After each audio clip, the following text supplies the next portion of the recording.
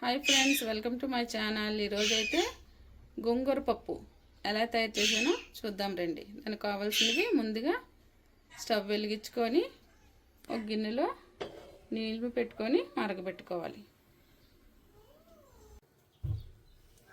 పప్పుని కొంచెం వాటర్ వేసుకొని శుభ్రంగా కడుక్కోవాలి. క్లీన్ చేసుకున్న పప్పుని కొంచెం వేడెక్కిన వాటర్లో వేసేసుకోవడమే.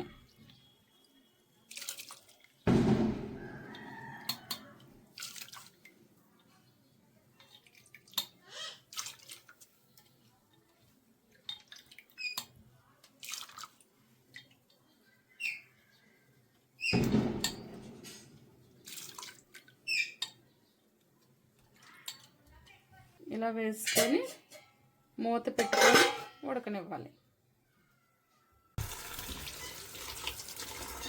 గోంగూరని ఇలా నీట్గా శుభ్రంగా కడుక్కోవాలి.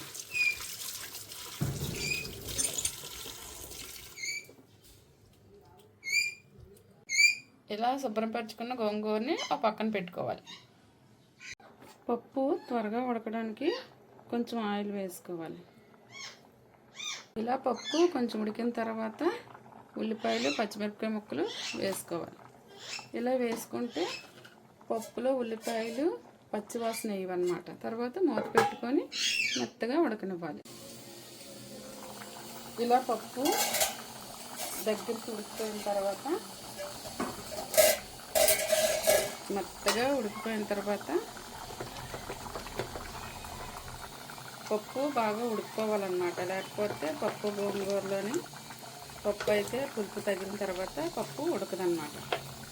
ఇప్పుడు ఇలా మెత్తగా అయిన తర్వాత మనం కడిగి పెట్టుకున్న గోంగూరని వేసేసుకోవడమే.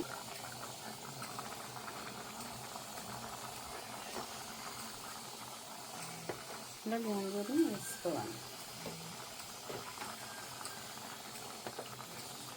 ఇలా వేసుకొని కదపకుండా మూత పెట్టుకోవాలి. ఇలా మూత పెట్టుకొని కాసేపు దగ్గరికి అమ్మనివ్వాలి. ఇలా ఉడికిన తర్వాత ఇలా కొంచెం సేపు మగ్గిన తర్వాత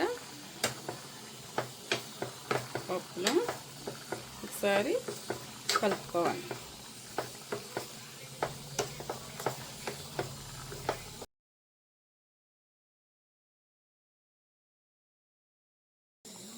ఇలా కాసేపు ఉడికిన తర్వాత ఇందులో సరిపడినంత కారం వేసుకోవాలి.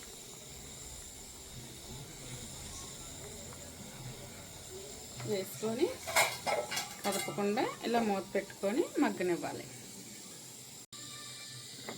కాసేపు ఉడికిన తర్వాత కారాన్ని కూడా కలుపుకోవాలి.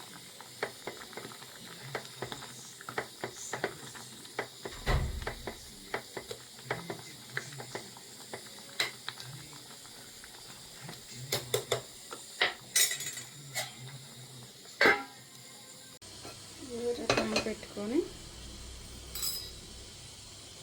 ఆయిల్ వేసుకోవాలి. ఈ ఆయిల్ తాలింపు కోసం అన్నమాట. ఆయిల్ మరిగేలోపు ఈ పప్పులో సాల్ట్ వేసుకొని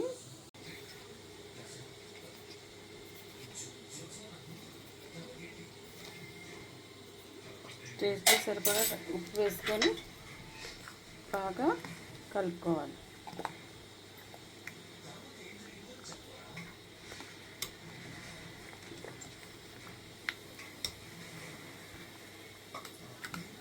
చుట్టుకొని కొంచెం ఆయిల్ వేసుకొని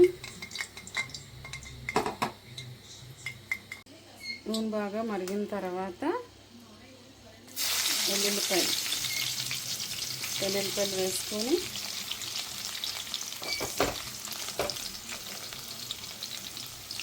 వెల్లుల్లిపాయలు ఇలా ఎర్రగేగిన తర్వాత మిర్చి వేసుకొని కరివేపాకు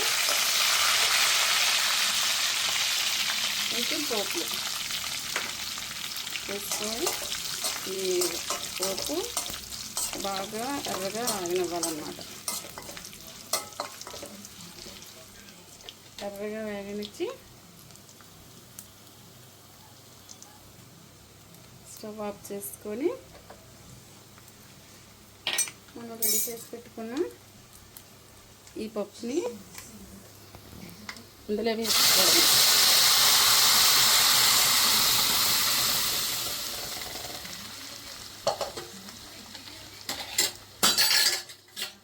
ఇలా వేసుకుంటే అంతే, ఎంతో టేస్టీ గోంగూర పప్పు రెడీ.